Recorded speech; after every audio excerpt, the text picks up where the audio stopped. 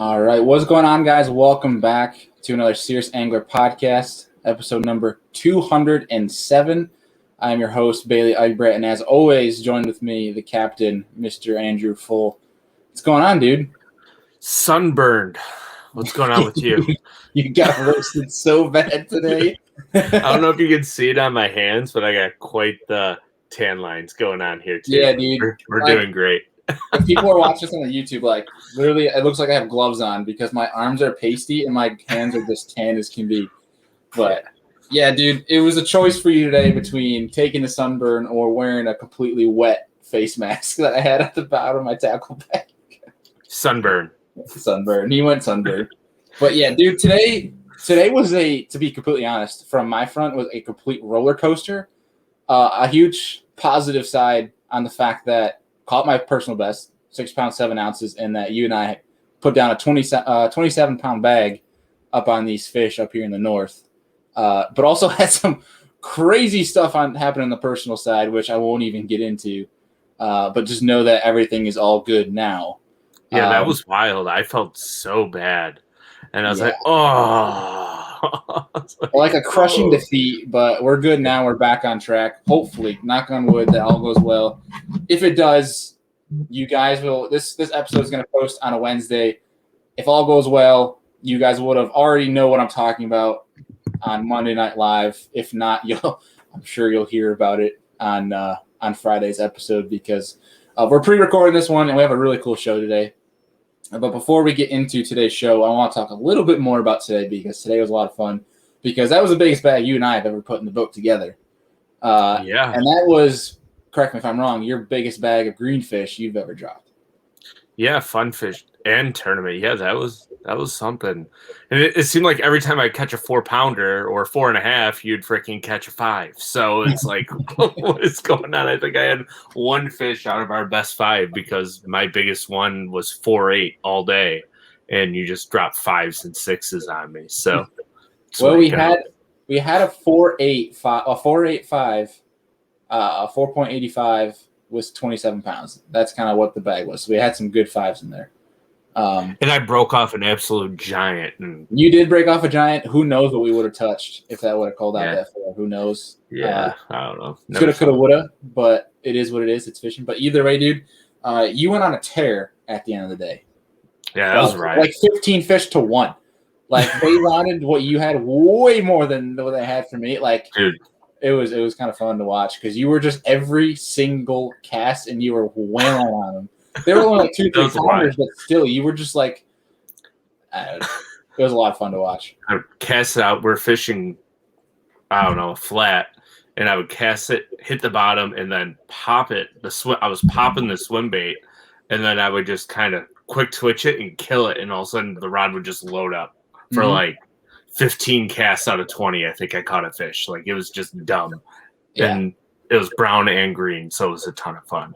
We were going back and forth on just brown and green fish, brown and green, and brown and green. We were throwing football jigs. We were throwing small swim baits at like very isolated targets.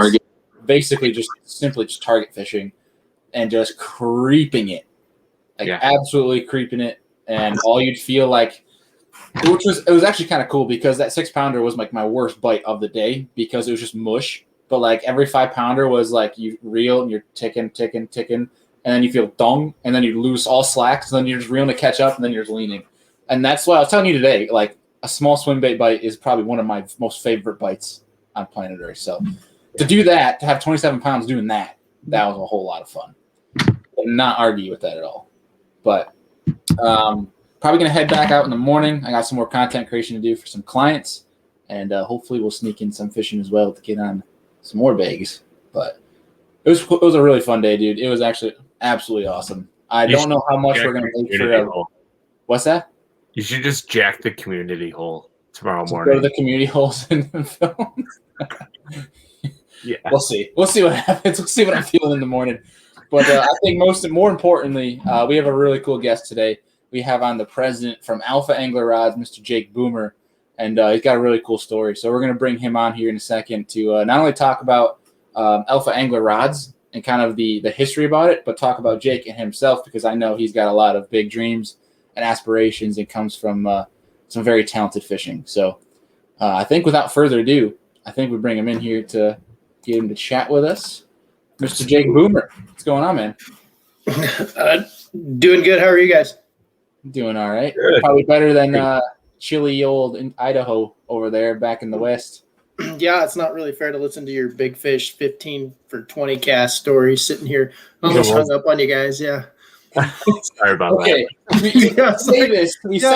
That's good. I don't want to talk to you guys. Well, folks, that'll be all for today. We will see you guys on Friday. Well, dude, we were talking offline, and you said somebody dropped 34 pounds. I did, yeah. In Idaho? Bryson, buddy of mine, team partner of mine, Bryson Mort, and his partner Gabe Literal caught 33.94 on Coeur d'Alene Lake on Sunday. And there was a one-day tournament the day before, and I think they had 32 something to win. Oh my! And you know what? You know when those really suck is when you're the guy that caught 27 or 25. Yeah. Like on day one, there was a guy that caught 25.96 or something like that. And he came to the scales thinking, I probably got this. And he got beat by like 7 pounds. You know what I mean? Like, that's yeah, you're coming in, you got like a dirty 30, right? And you're like, yeah, dude, we got this in the bag. And you show up and they're like 32, 34 in your face. Oh, and you're like, well, this sucks. I'm never fishing tournaments again. Just stick the tail between your legs and just walk away in defeat, I guess, at that point. You're just like, man. Which is crazy because it's like 30 pounds. Like, I couldn't imagine how guys felt like when like Dean Rojas dropped like that absolute mega bag, was it the record 46 pounds, and guys come in at like 35. They're like, yeah, I got this, and 46 pounds in your face. And it's like, what? Like, how do you even feel about that? Yeah, I would say this. It'd be better to get beat by like 7 pounds than get beat by like 3 ounces. You know what I mean? Like, all right, that dude just destroyed me, and I'll take it and be happy. But if you get like 32 or something like that, and some guys got 32.03, those are tough ones to suck up. Yeah. Smallmouth derbies on Lake Erie's.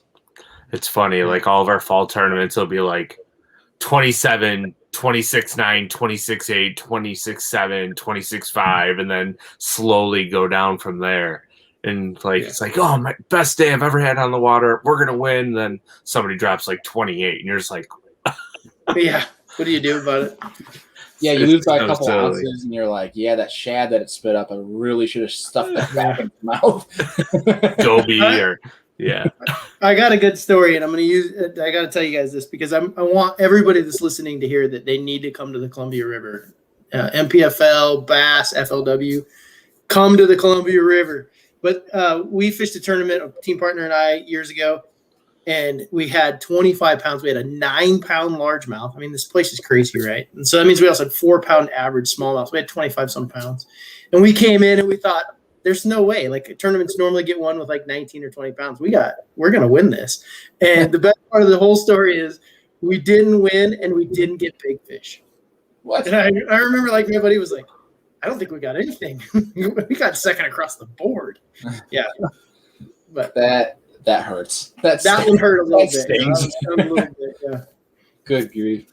Well, dude, what you were saying, Andy? I was going to say a couple of years ago, Bass was supposed to go to the Columbia, and I have a good buddy in Oregon who loves the Columbia River, and he's like, it's a hidden gem, and there's big fish everywhere, especially on the green side. And I know he was super like upset when they pulled that derby.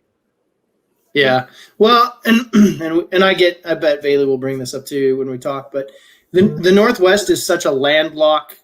I mean, we're so far away from everything. So to have like bass coming, it was a big deal for everybody around here and all of the fishermen and the industries. I mean, the boat dealership that I fished for was going to have a booth there. It was a big deal. I mean, hotel rooms were booked out just to kind of like this. I mean, the only thing that would be harder would be as if they threw the tournament in Alaska. You know what I mean? We were that excited. So it was a real bummer for us. Well, hopefully they make good on it and go back eventually. Yeah, I think they will. Yeah. It's something I've honestly never really seen or looked into is the Columbia River and out in the Northwest, right? I mean, the Northwest, you don't think bass fishing. You think like, to me in my mind, I think of like steelhead or like sturgeon, something like that. When I'm sure do you run into more bass guys than anybody else out there when you're at the ramp, or is it trout? Or I don't even know in the Northwest what it'd be. No, it's bass. I mean, we had Berkeley throws a big bass tournament here every once a year. It had 200 boats in it. And, 10 or 20 miles or maybe a little bit farther away, we had another 40 boat tournament and another 30 boat tournament. There's a lot of guys up here that are fishing. They're buying boats like crazy. It's funny because you're driving down the road, and when I first started fishing up here, you knew everybody. You'd be like, oh, that's so-and-so. And you see his bass boat go by. I don't know anybody now, which I think is awesome. I love the growth of the sport. Even though we're so far away from maybe what you would call the hub or the epicenter of competitive bass fishing, we call it the Shark Tank up here. We've got, and I said this in another interview, it's just nobody can actually, it's so hard to leave and figure out a way to travel so far to fish these major tournaments on the East Coast. They just swim around in the pool in the Northwest and eat each other for lunch. Same group of guys, show up, beat each other up, come back the next weekend, do it again. Yeah. Oh, yeah. Really, really fast before we really start hopping into the show here. So you said it was kind of exciting to watch essentially from your area, watch the sport grow so much, which is awesome. And I could see that in areas like that. But do you think to an extent, guys say in Tennessee or Alabama are probably sick and tired of hearing let's grow the sport because they already have 500 boats on their lakes every single day? Yes. I know, the best part about it is that everybody complains about it. Last year with COVID and nobody could have tournaments, there was people in the water constantly. They're on the water every day. But then the first non-COVID year, we've got a 32 and a 33-pound bag. You know what I mean? Fishing is still good. So, I don't know. Yeah, I was listening to a show that Alex Rudd did, a buddy of ours, and he had a fishing biologist on, and he pretty much said, the fish will adjust to fishing pressure, but in no way, shape, or form will fishing pressure ever destroy a lake. He says there's too many fish in a body of water to ever affect it like that. It's just more of these hotspot areas that anglers are mostly that the fish learn and get smart and obviously become harder to catch, which I thought was actually super interesting because a lot of people say, fishing pressure destroyed this place. Yeah, I totally agree. Yeah. And I think, as from a business perspective, the way I look at it is you have a sport that the more people that come into it, I don't think it impacts it. It makes it better. But we have a sport that you can get into it not just on the fishing side of it, but you can get into it on everything else, right? You can't name another sport, professional sport, soccer, basketball, you name one, where you could bring your own inventions, your own stuff you built, like Alpha Angler, bring your own fishing rods, but even more so bring the chatterbait, right? Somebody that just was a fisherman brought something that revolutionized the sport because this sport allows for it. And I think that's cool. I think the more fishing that we do, the better the sport's going to get. The fish might get tired of getting hooked, but we'll just figure out a way to hook them again. You know what I mean? Mm-hmm. That's the one thing that we've figured out. Yeah, maybe they don't need a jig as good as they could, but we'll put a blade on it and we'll catch them again, That's what I think is cool about it. So the more people doing it, I actually think it's better. It's not better in the middle of a tournament on Eufaula when they launch 250 boats out of the south end, 100 out of the north end. You know what I mean? And all your stuff's covered up. It's a very good point. Yeah. Shoo. Well, dude, one thing I really would love to learn, and I'm very curious about is how you got into fishing in the first place. And you're new to the show, and this is something that we like to cover before we kind of get into the depths of the episode of how you got into bass fishing in the first place and who was that person that kind of installed that passion in you that obviously is still driving you today. Yeah. Super competitive guy.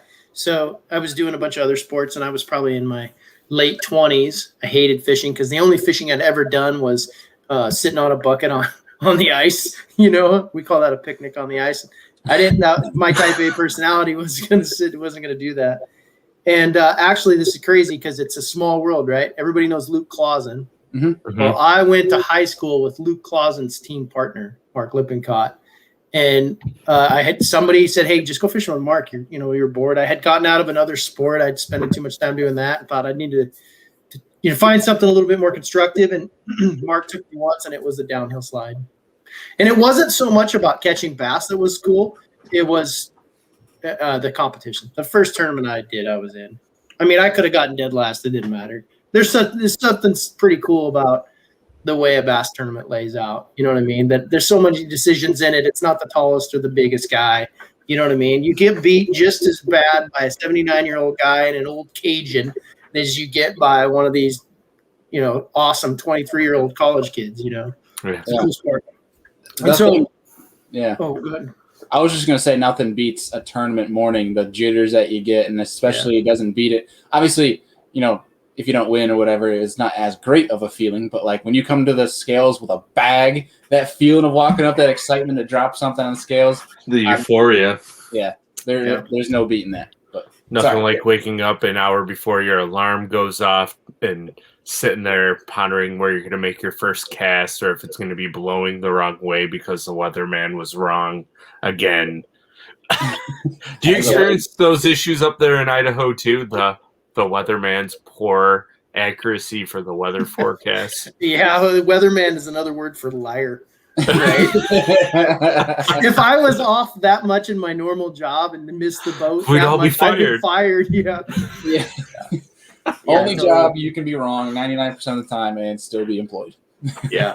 But my favorite thing about bass tournaments is the planning and the so much anxiety goes into this plan that never works on tournament day. The one thing I like, maybe one time in my whole career has a plan ever worked. You know what I mean? If you're not calling an audible in the first half an hour and you want to, and this is one of the things I do, I did it at the NPFL at Eufaula. I stuck that plan out till 12:30, didn't have a bite. Yeah. Just like, man, you just got to adjust every day, every minute. So, yeah, it's almost kind of like becoming to this point where it's like you have 2 really good days of practice. You figure out a deal. You're like, okay, what's the trick? What's going to happen here because it's too good to be true. Yeah, especially with smallmouth. We did here today, gone tomorrow. Their plan is to leave you hanging every time. So how many times have you gone into a tournament with a plan? You made like 5 casts and all of a sudden you're like throwing it out the door. I feel like I do that all the time. It's like they're eating this in practice and you make like 5 casts and you're like, something just doesn't feel right. And you'll pick up like that next route and stick one. Then you'll do that all day long.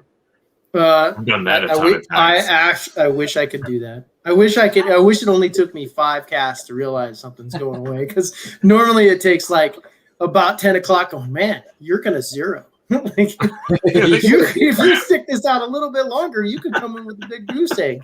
Yeah. It happens. Yeah. I remember perfect example. NPFL. The last day of practice, I fished this area that everybody said should be amazing. It hadn't been amazing in 3 weeks worth of tournaments, and I had 13 bites in the last 2 hours of practice. I'm like, this is where they're coming. This is what I'm going to do. And I remember like at about 10:30, looking around, going, there is not another person on this flat with me, and I'm still wailing away. They're gonna turn on any minute. I wish I would have been unstable and just said I can't do this at 9. I would have probably made the top 10 in that event. Yeah, that's the thing, man. Like that's tournament fishing. It's like you can be more knowledgeable than the next guy, but like if you don't make that decision that person does, you're not going to do well. Yeah, no, totally. Yeah, there's so many uncontrollable variables that go into it that are slightly controllable, but they're really out of your control. Like if you're getting bit the day before, you would think instantly those fish are going to be there, and then when they ghost you, you're like, you're not a smallmouth. Like, why are you doing this? What are you doing? One of the best pieces of advice I've gotten from one of my pro buddies was, and I'll never forget this. He goes, it doesn't matter why they changed. Pro bass fishermen in general, they want to know why. We have all these Bassmaster magazines with all of they do this when the wind blows, blah blah. And we have these. We want to put logic behind why things happen, because it makes us feel less crazy when we're going out on the water chasing these very small brained animals. It doesn't. All you have to realize is it doesn't matter that they changed. It's just they changed. Yeah. Like, they shouldn't have changed. I'm going to stick this out another 2 hours and 0. You know what I mean? That's my problem. Yeah. I think that is the biggest mistake, and it's something I make all the time, is like you sit there and you're thinking your brain of it like almost like a textbook, because that's like what you're drilled in during school is like things have to be this, and if this means this, then that means that, right? You're thinking this mathematical thinking, We were like, well, it's sunny. They got wind. They've got to eat a jerkbait. They're not going to eat something else. Yeah. And like you're thinking it's textbook, so it has to be like this. When really there is no rules in fishing. There's suggestions of what could work at the time. Like Andrew caught a 4.5 pounder, slick calm glass, high sun, clearest water, crystal clear. On a black and blue chatterbait. Black and blue chatterbait. It makes no sense, right? Then again, that fish ate it, choked it. The only one we caught, it was down its throat. Only one. That's so after crazy. like 40 minutes after. Yeah. I mean, I don't want to say throw those logics away. I remember Carl Jakobsen was leading the Bass Open Championship. The last year they did the Bass Open Championship. He was leading it like after 2 days. I got to talk to him after that, and he had been throwing a glide bait. And I remember him saying, he's like, on the days that glide bait should have been useless, I caught 20 pounds. On the day that it should have been the deal, I couldn't get a bite on it. You know what I mean? I remember that very vividly.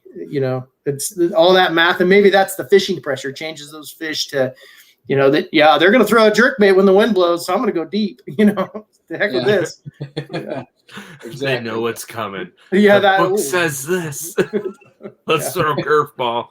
That fish was sitting there. It's sunny and windy. Oh, watch out for that thing that's jerking around up above our head. There's a bunch of treble hooks hanging off. Don't eat that thing. That rattle sounds wrong. You want to know the worst part about? They were laughing about this, but we lost a boat to that exact scenario last fall. We were leading it after day one. The wind blew on day two, and we stayed shallow with reaction baits, and it just felt so dumb when it was over. I think in the last hour we caught a couple big ones, and then we were in like 35 feet of water. It's just that math isn't always there in fishing, right? It's windy, go crankbait, windblown banks, and it's not there. Yeah. So, anyways. Yeah. Well, dude, picking up where you were you were mentioning, you got into tournament fishing when a buddy recommended that you fish with Luke Clausen's tournament partner. Kind of pick up back from there where you kind of decided, to get into tournament fishing, expand in bass fishing, and then where you kind of decided where you wanted to obviously take off and kind of create this, not only create this business, but go after tournament bass fishing as a career. Yeah. So, long story short, I started making rods about 2011, I think, is when I actually made the name Alpha Angler. And it was really just the cool thing, like I said, about this sport is anybody can be part of it. And I've got an engineering degree and kind of that tinkering mentality. And I remember just thinking that I could do this my own way. And so I did my homework and started building rods, and slowly it started growing. And because you're in the sport, you're talking to people about the sport. And so what was really cool is a lot of guys would provide the feedback that you needed to make a better product. So it'd be like, hey man, you may, I'd show them, you could do this better. And in that research started getting to the point where we were making products that people really liked. And I had a couple of buddies that weren't sponsored that were fishing at the higher level, and they were using rods and testing them at the higher level. But in the middle of that, I really was doing those rods so that I could fish more. I mean, it was just, if you love fishing, you're going to love them. You know what I mean? So I was making fish rods. And I work for a really cool company who I'm still with right now, Buck Knives.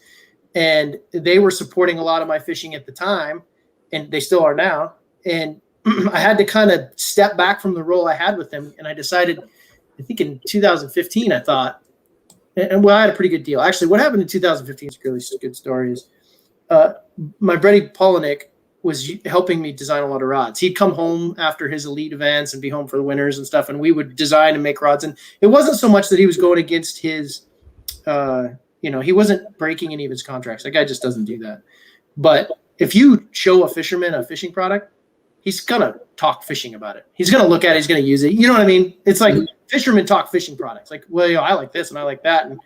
And at one point, I think in 15, he goes, hey, we really got something here. Let's take this. I want to be part of it. And I said, nah. I said, no, my deal with Buck is too good. I'm raising kids. I'm not doing it. I like being at home in my local tournament scene.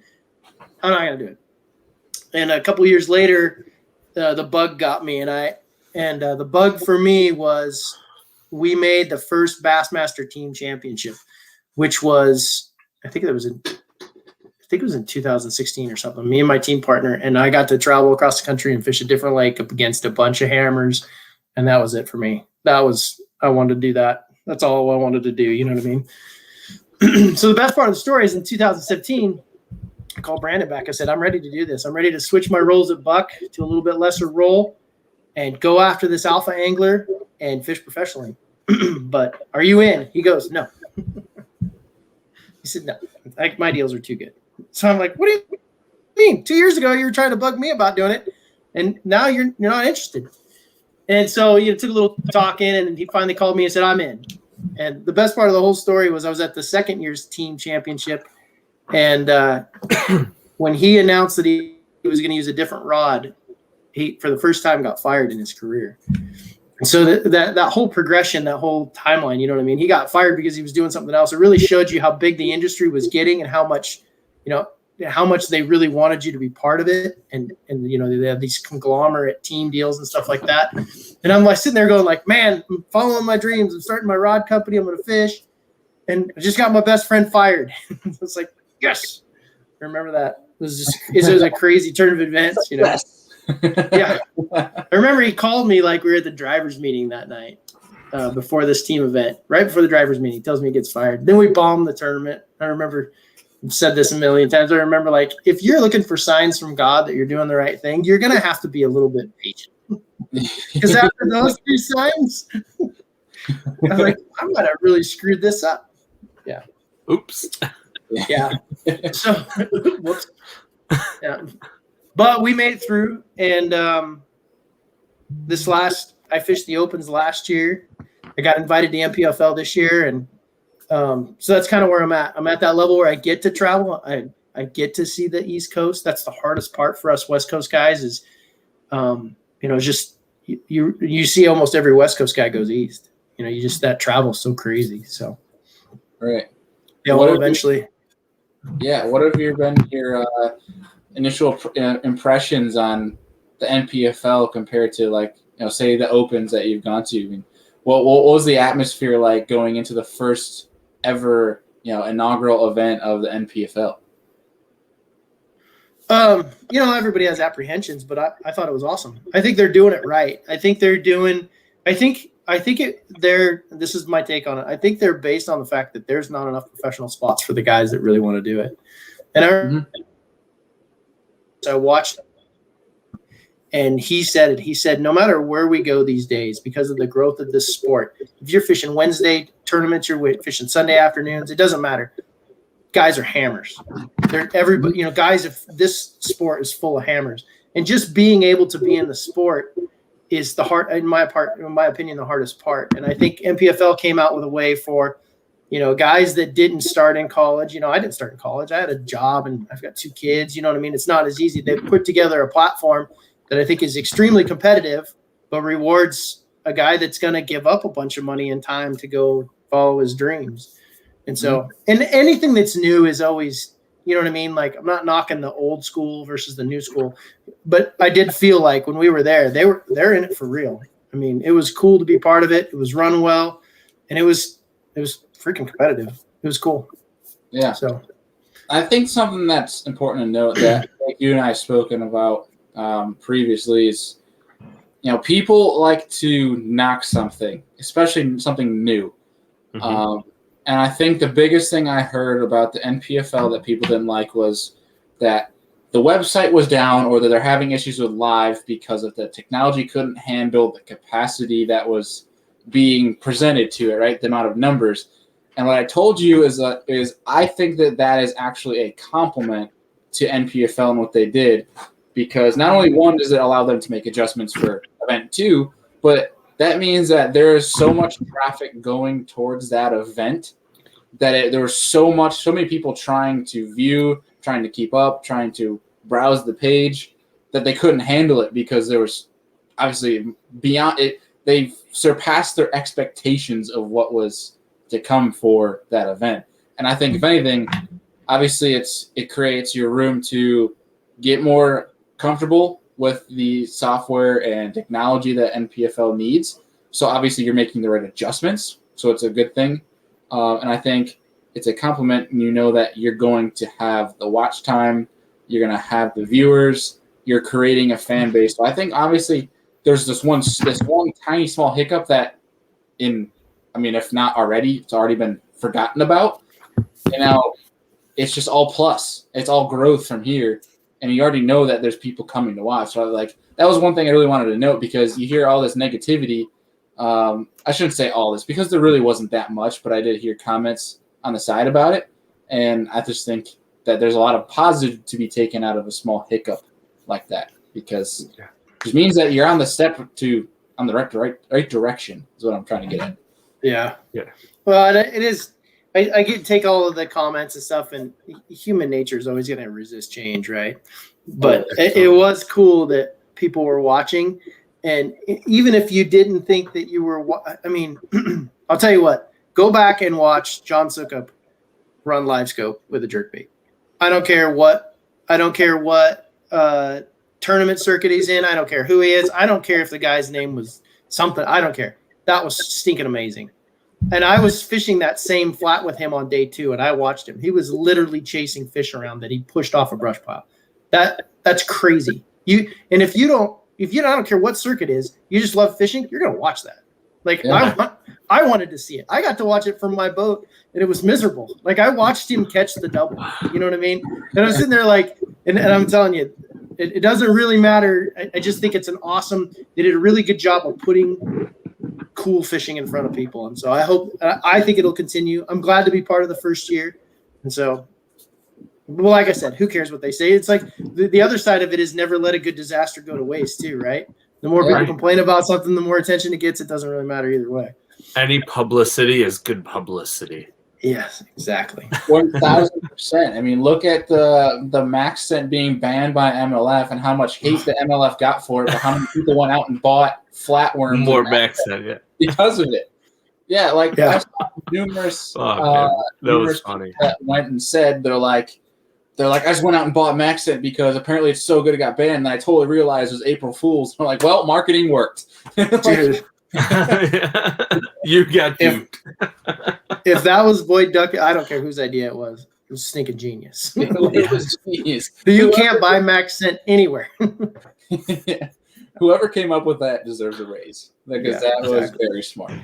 I'll tell you what, I'm glad I have 60 to 80 bags of flatworms sitting in my boat and in my basement. So we might need to talk. We might need to talk here. Smallmouth derby in the middle of the summer. We might need to talk.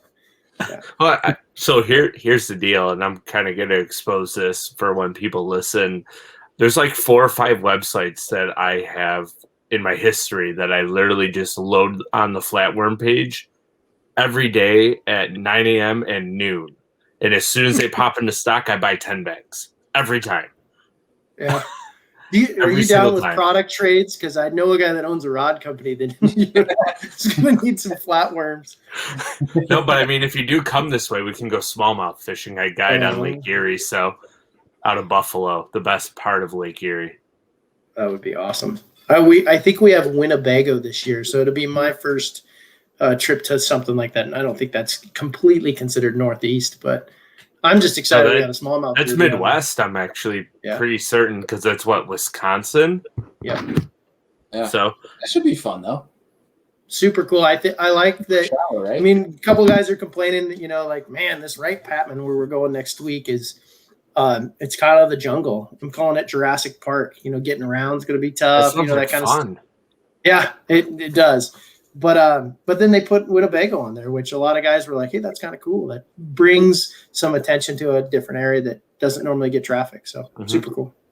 Yeah, I like the opportunity that NPFL has with everyone fishing 3 days of the different storylines that you can get on a fishery that has capable of these 20 to 30 pound bags of some storylines that you can create from something like that, right? Yeah. Where you hear in bass, right, of a guy who goes into 10th on day 4 and then wins. I think of the storylines that you could get with everyone still in the field on the last day. Now, I'm not saying somebody towards the bottom, obviously, goes and gets in the top 10 or something like that. But you could probably have some opportunities for some crazy stuff. So that's what I think cool about that as well. But They got a lot especially of- in Texas. Yeah, totally in Texas. They got a lot of flack for it. I mean, I think mostly some of the anglers are used to that. Hey, you kind of made the top 10. You get to be out on your own. You have this comfortable, I made the top 10 feeling that I can't get any lower, right? Mhm. But on the flip side, remember when Aaron Martins won? It wasn't Erie. It was a Northern Lake, though, because they had shortened 3 days of tournament. And he came back from 20 Champlain. He won. What's the one north of Erie, the little one, the round one? St. Clair. Yeah, he won St. Clair, and he was in 28th or something. And excuse me, that made a cool. I mean, like he came back because they fished the whole field the second day or the third day or whatever. And so I think that's a pretty impressive feat. You know what I mean? Yeah. It is. So I think on a guy that can go hammer out a massive bag the last day. I don't care what place you're in, you're not safe until you win it. So Yeah, pretty cool. True that. definitely. Well, I think this is a good segue into, we were talking about stuff you're going to be fishing, and it brings me into a segue of, I want to talk about you as an angler. What are your strengths? Where does your comfortability lie as an angler, like fishing style, technique, and also on the flip side of it, what do you think is your weakness? What's your kryptonite?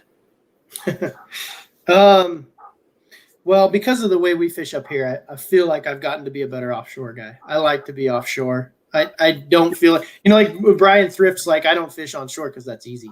But like getting behind 100 guys, and it might be easy for him. It's not for me.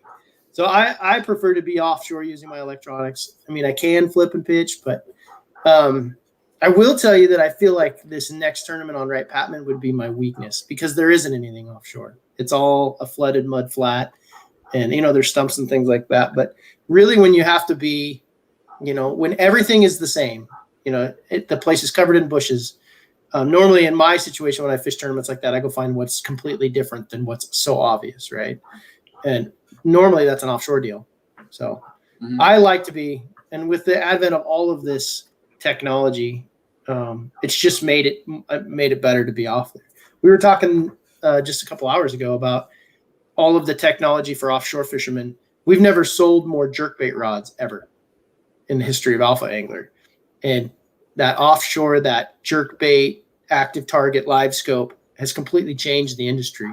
You know what I mean? People are using a jerkbait in ways they never did before, made it relevant again. I like that, a lot of the capabilities that you get when you're offshore. But I would say my weakness would be flipping bushes. And I'm not going to proclaim that because I do got to go flip a bunch of bushes next week. But if there was one brush pile offshore in Wright Patman, I'd find it and fish it every day. Fair enough. Yeah. Well, I think. Sorry, Andy, go ahead. Oh, I wasn't going to say anything. Not at this moment. I thought I had heard. That's my fault. I'm kind of the same way. I like to not be on the bank whatsoever, just from the terms of a lot of guys, at least up in the north, just talking in general, almost everybody you see is going to be on the bank.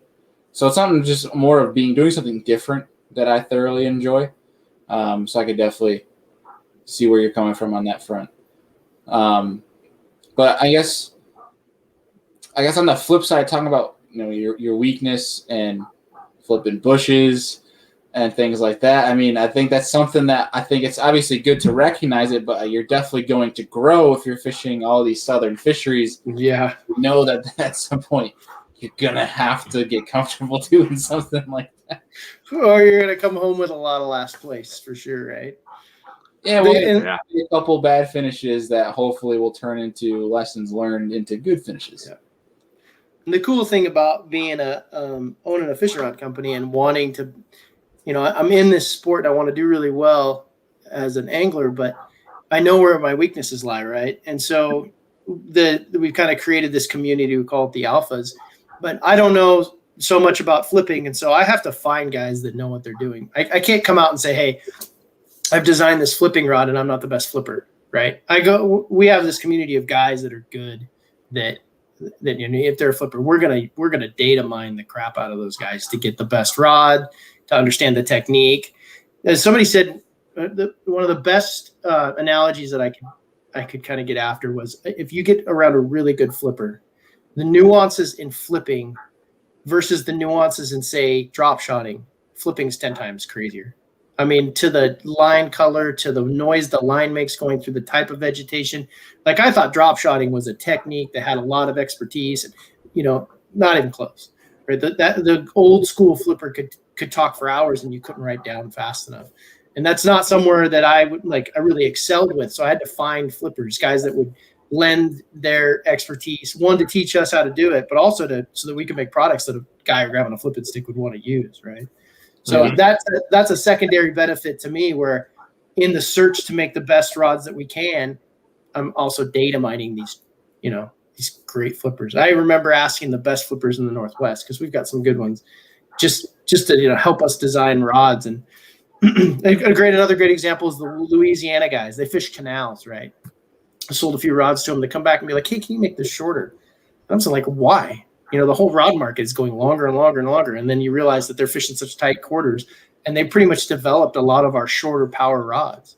And it wouldn't be anything that we would have the expertise to do. But I learned a lot from those processes of developing products for them and trying to make it just perfect. So I kind of get to double dip a little there. And I think that's good. You know, obviously you see these companies that have, you know, one rod designer, you know, somebody who kind of builds them all towards he might get a little input here and there, but kind of builds them to how he thinks he should be, has a few guys test them out, and that's kind of the further extent. But like, you're really diving into multiple different avenues of people whose core strengths are these different techniques, and therefore using the majority of that data, what they've given you, to therefore create a technique-specific rod.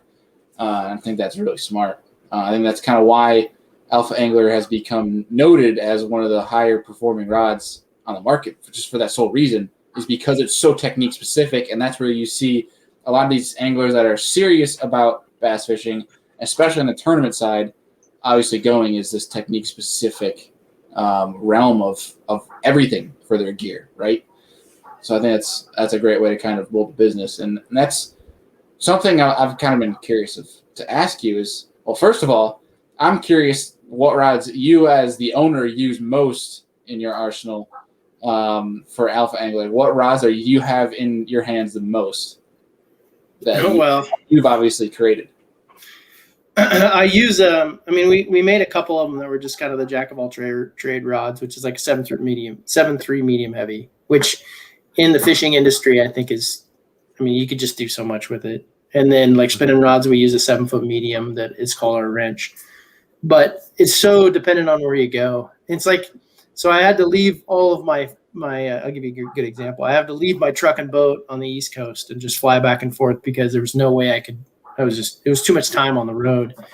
And I find myself to every tournament I'm going, I'm shipping a tube of rods down. And when I left here, my boat was full of rods. You know what I mean? I'm still shipping down a bunch more rods. And our general manager's like, "What are you doing, man?" And I'm stuffing this tube full of new rods. And like for this tournament, I'm stuffing them full of all of the shorter rods.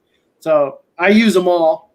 The cool thing about being the owner is, you know, you're going somewhere cool and you feel like there's maybe a hole in the lineup. We start working on stuff. We're actually working on a couple prototypes because of the evolution of the way guys are using chatterbaits and some of these smaller S wavers and stuff like that.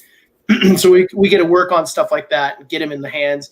And then every one of the areas we go to, you're going to evolve and you kind of become the area you're at. You know what I mean? Like when I was at Eufaula, everybody was throwing a big spinnerbait offshore.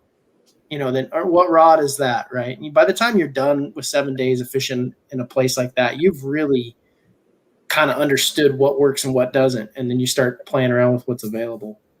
Yeah, so I use them all, and I'm the hardest user. I mean, I'm known for busting everything, so I'm also one of the best testers. You know, test to the max. Yeah, you don't like quit stepping on stuff. Like I step on everything. You know, we got a big 21-foot boat, constantly standing on stuff, breaking it. So if it can withstand me, it can withstand about everything. I like a rod that can take a fish bouncing off of it because I have a no net rule when I'm fun fishing, so we boat flip everything and fish just flop around, break rod tips and crap all the time. Especially smallmouth. The 2.5 pound smallmouth will knock your trolling motor off your boat if you're not careful.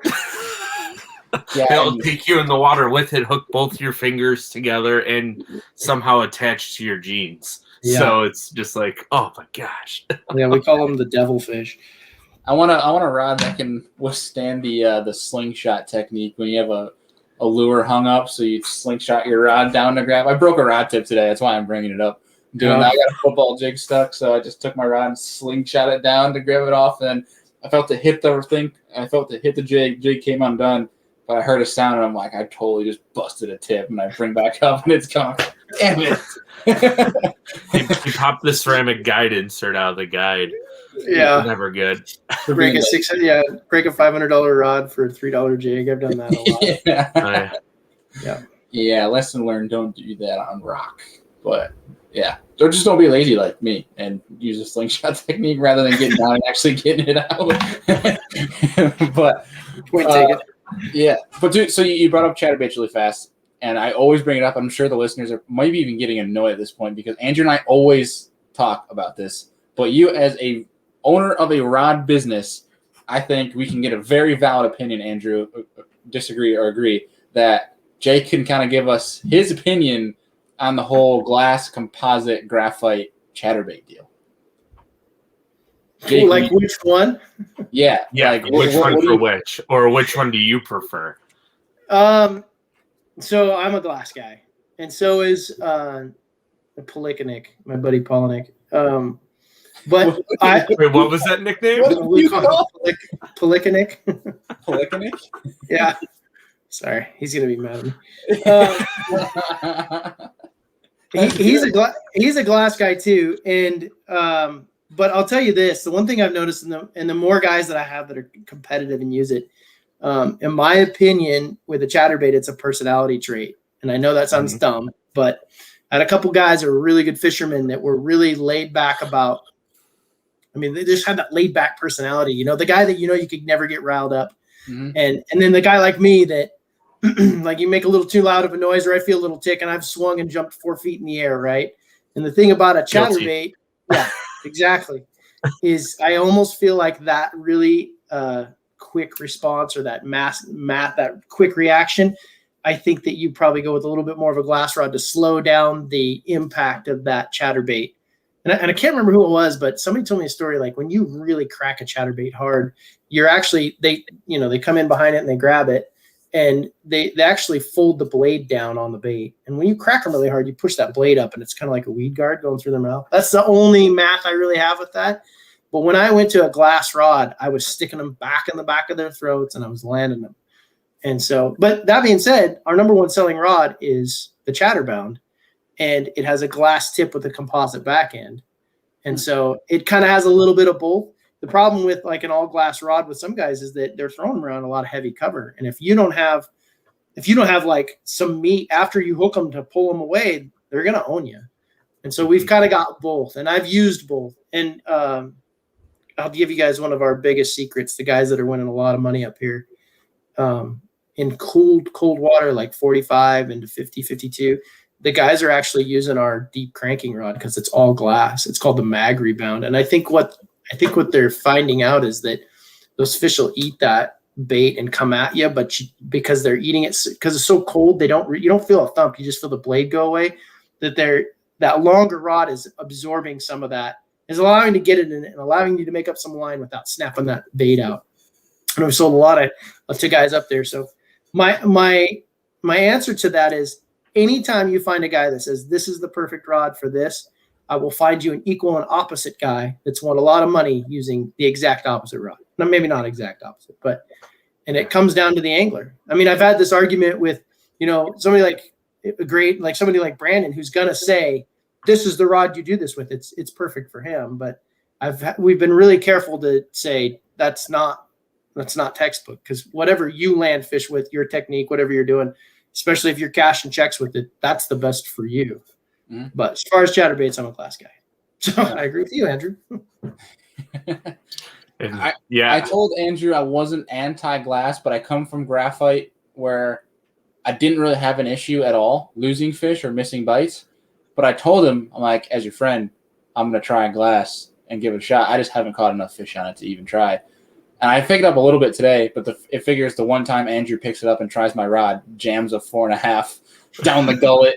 So I was like, okay. Like there's a little bit of proof in the pudding, but I just need to put more time into to figure it out. But it's just something fun that we bicker about it. And I think my question for you in terms of Alpha Angler is, and I'm really curious about this, is a rod that you've built that you feel most proud of out of your lineup, and maybe something that is a little, maybe selecting, it might even be another rod that might be different than what the majority of everybody has on the market. That's a great question. Oh, this is a tough one. I didn't mean to stop. Sorry. Yeah, you got me. Well, that's a super good question. I'll tell you this. It's my bad. I think one of the coolest rods we've made that I think defines like our company is, or what I love about my company and what I love about the sport and why I want to be part of it so much is I had a guy from the Great Lakes call me up and say, I want this custom rod. And I remember saying that is dumb. Like, that's dumb. Why would we make that? That doesn't fit in any of the math that I have. And it's a simple rod. It's the top hammer, and he's throwing top waters a long way. And I remember when we made that rod, it had this short handle, and it just didn't fit into the math that I believed in at the time. It was graphite, but it was a moving bait rod. And that rod has taken off. It could do a ton of different things, but it was brought by it was a guy that's fishing all the time. Sorry. And it was his idea. It didn't fit the math, but it's a fish catching machine. You know what I mean? Mm-hmm. I'm proud of that. I'm proud of being able to be close enough to the base of guys that are fishing that we could create something that just doesn't even stack up on paper, right? But it is a crazy rod. I weighed 3 of the fish that you follow that I weighed on that rod, and it's like it just is an awesome. It's the old school 7-foot medium that we used to always use all the time. And we just brought it back in a different version because of this idea this guy had. So I would say that maybe that rod 100%, but out of all the rods, that's one of the ones that I think that's cool, man. I think that if somebody called me tomorrow and said, dude, I've got the very best new square bill rod idea, I want to hear it because I want to do it. You know what I mean? I don't care if it comes on a pink blank that's got zebra wraps on it. If it catches more fish, we're going to make it, right? Right.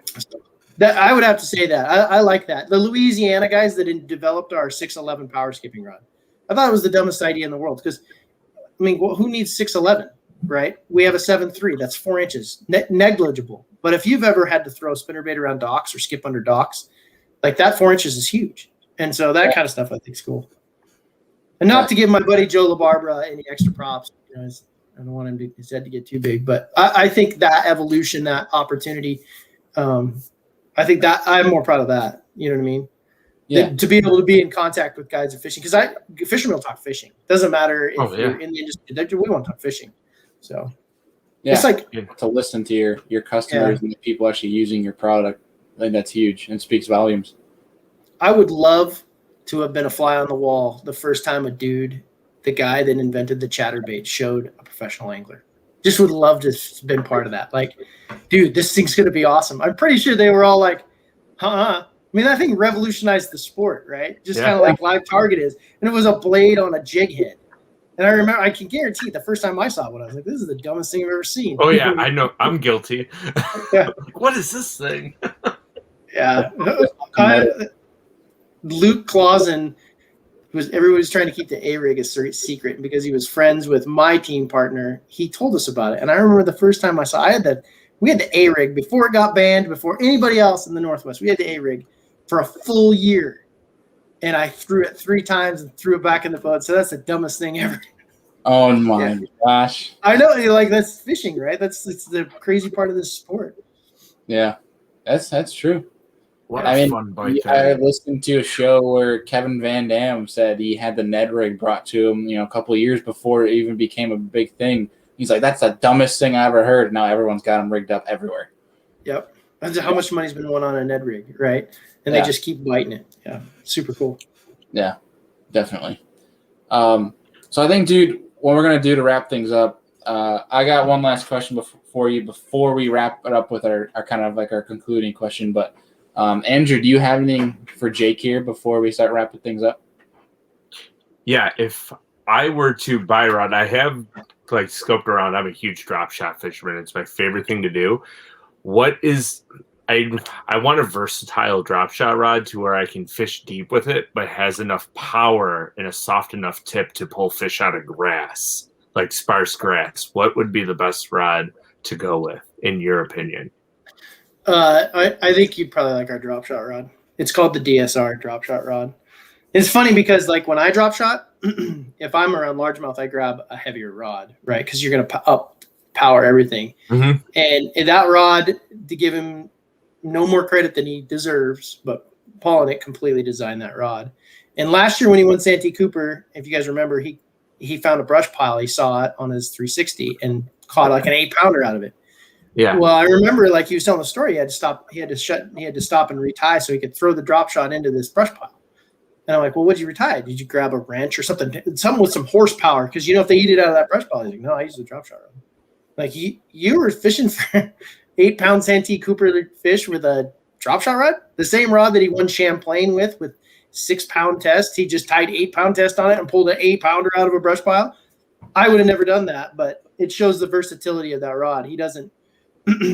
he was really adamant about the really light tip drop shot rods, and we tested this too. We did a bunch of, I call it, backyard engineering tests, but it's got like the extra fast, super soft tip, but enough backbone to pop them. Well, the extra fast, super soft tip is the problem with it as it absorbs vibration. Vibration is, I don't care what your material is. Vibration is transmitted through stiffer materials, no matter what. So when you get a really soft tip, that's just absorbing vibration, which is in fishing terminology, that's sensitivity. And Brandon was adamant. You need to be able to feel things that really extra fast isn't going to do it. And so we went round and round, but our DSR that we make is not extra fast. It's fast. It actually uses a lot of the power of the blank when you set the hook, but we think that it adds quite a bit more sensitivity because you don't have that tip of absorbing what you really need to feel. So.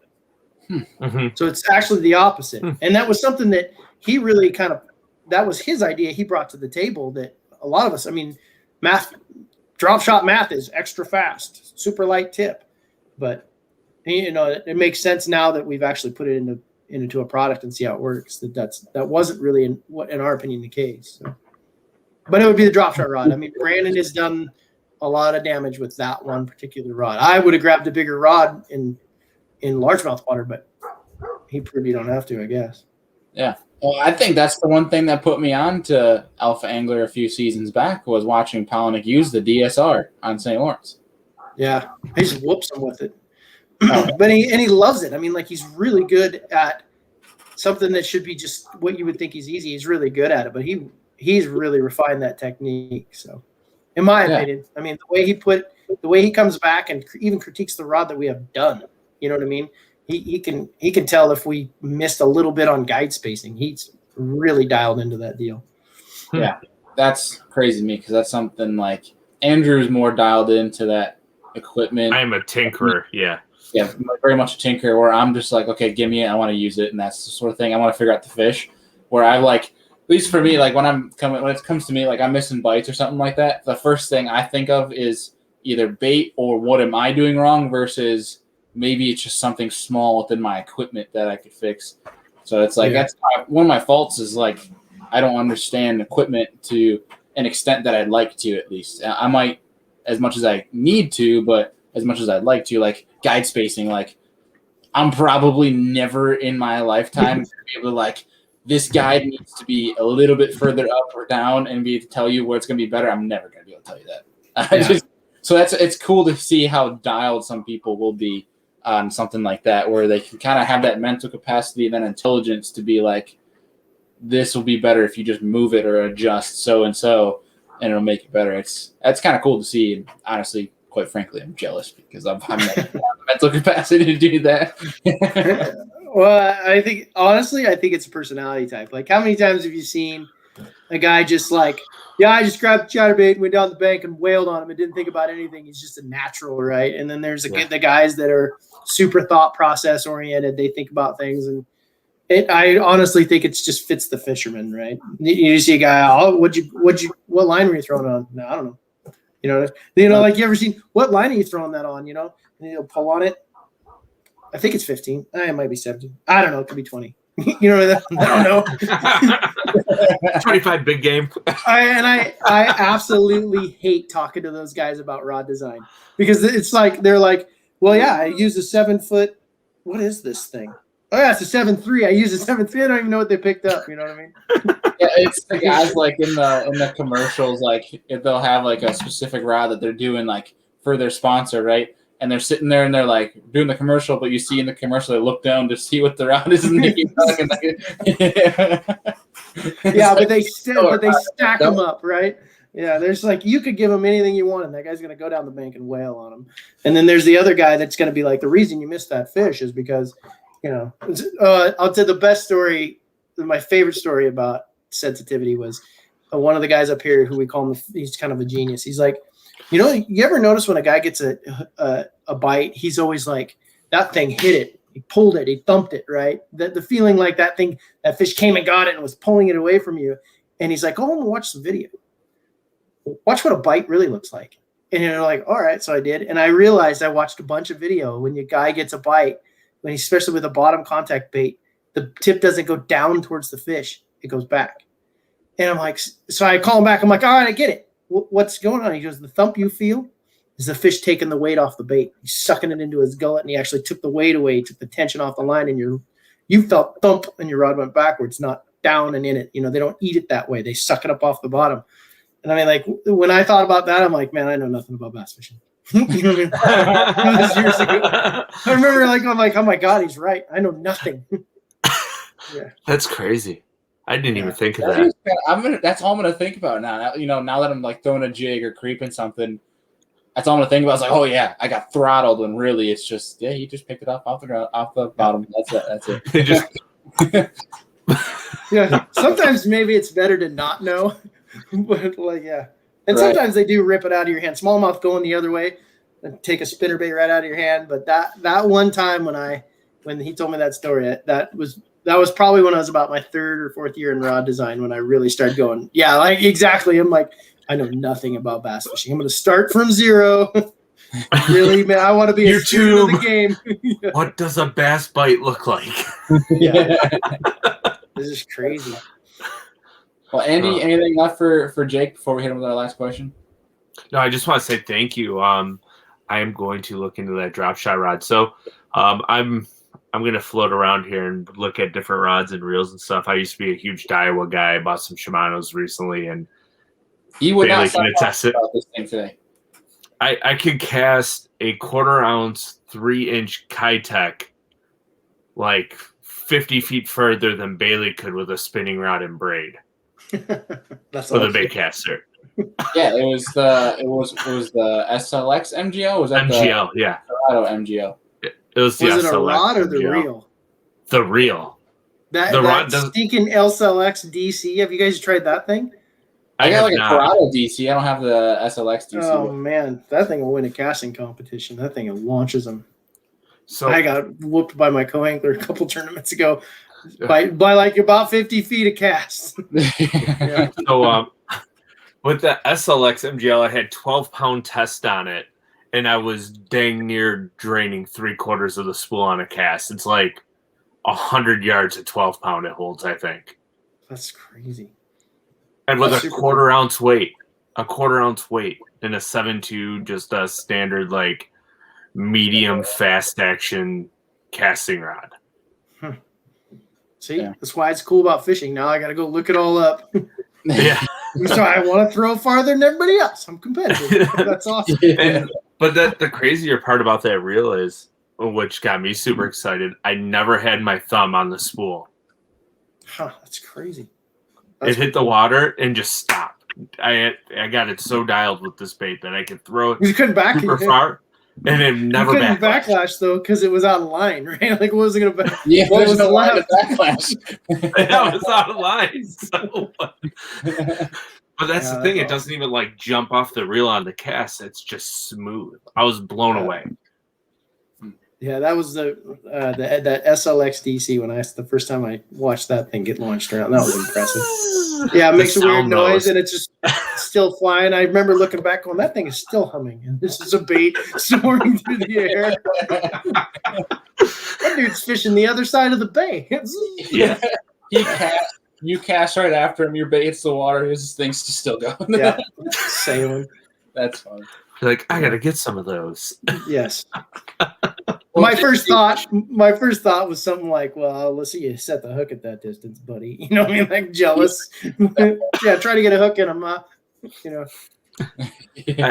I can attest to when we're talking about that 15 to 20 fit, like that 15 fish, 20-minute run there. That was all out that little 1/4-ounce swim bait, throwing it a country mile, and they were hitting it like in the first crank of the reel. Jeez, that's awesome. Dumb. Makes me want to go fishing. Makes me jealous. Yeah. Well, Jake, dude, we're not going to keep you too much longer here. But our last question for you that we like to ask everybody that's new to the show is that if you could sit down, have a beer, have a steak with 3 different individuals, doesn't have to be fishing industry. They don't have to be presently alive. They could have been throughout any of wherever the timeline your heart desires. Any 3 individuals that you love to sit down, have a beer, have a steak, and pick their brain. Who are you going to invite? Well, that was easy. Number 1, Jesus. So you said anybody. So that he'd be the first one. Anybody. Yep. Yep. Jesus, number 1. And I mean, who do you ask after that? He probably knows everything. And ask him about bass fishing. Just kidding. Tell me your secrets. Number 1, yeah, the king. Number 2, probably Gary Klaus. I love what he's done with that boat brand. I remember when that boat brand was nothing, and I fish out of one of them, and whatever boat brand you like. I love that he's an elite, and he's in the industry. Like what I talked about was so cool. Number 3. That's a tough one. I'm blessed to get to talk to guys like Polnick and one of my other good buddies is Zach Burge. I get to talk to these guys, so it'd have to be somebody. What about like an athlete or a coach? Are you a sport guy at all? Oh yeah, Mark Few. Good call. I don't know the name. Mark Few is the coach of the Gonzaga Bulldogs. Oh. That just lost the championship in the Final Four. Okay. Why him? Yeah. I'm curious. Just this amazing coach. I mean, he's got this tiny little Spokane, Washington basketball team, and he's always a competitor every year. It's cool. I think what I like about him is student of the game. I dig that student of the game mentality, that the little tiny things that eventually add up into, pulling something off. Somebody told me one time this theory is like you work your butt off for 20 years and all of a sudden you're an instant success, right? That's all the outside sees. But that 20 years was tiny little pieces that make the puzzle. Like you're Brock Mosley right now, right? That guy's got like 4 second places in elite events. But I'm telling you what, he's putting all these little blocks together, those tiny little pieces. He's going to start winning. He's going to win all the time. Everyone's going to be like, wow, yeah, he's just good. But he endured all of those second place. He's just slowly working up the line. I like that student of the game. Few would be a good one. Yeah. Few. Awesome. That's awesome. Yeah, he's been there for 25 years? And a winning season like every year or something. Yeah, he's won the WCC championship, I think, 90% of his career. Just crazy. Just super cool. Heck yeah, dude. That's an awesome 3. Well, dude, we just want to say thank you first and foremost for obviously taking time out of your day to join us here and not only teach us a little bit about Alpha Angler and what you got going on over there, but also about yourself and yourself as an angler, teaching us, giving us a lot of really good nuggets today, some really good information. So we really appreciate you coming on, and obviously you are always welcome on the show, and we appreciate you just taking the time, dude. Yeah, no, thank you guys. Thank you so much for the opportunity and for the little rod company out of the Northwest putting us on your show. Thanks for letting me talk fishing. I mean, it's like the best thing ever, right? Yeah. Safe travels too. Yeah.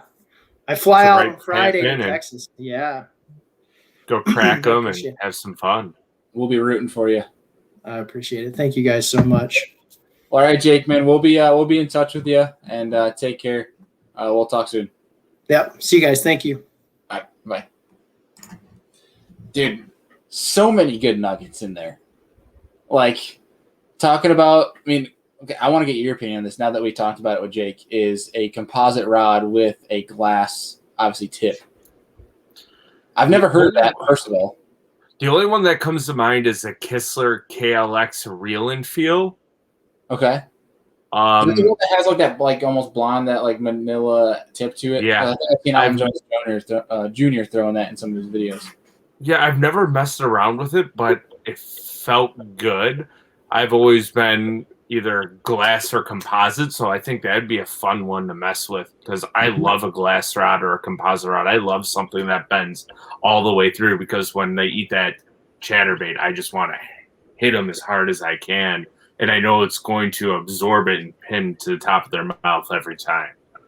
So it's just a lot of really good nuggets there beyond just stuff about Alpha Angler, but stuff about like rod design and some of the minute things, like talking about the fish picking the bait off the bottom, how you're not feeling that fish eat, you're feeling that fish take the tension off of you dragging something.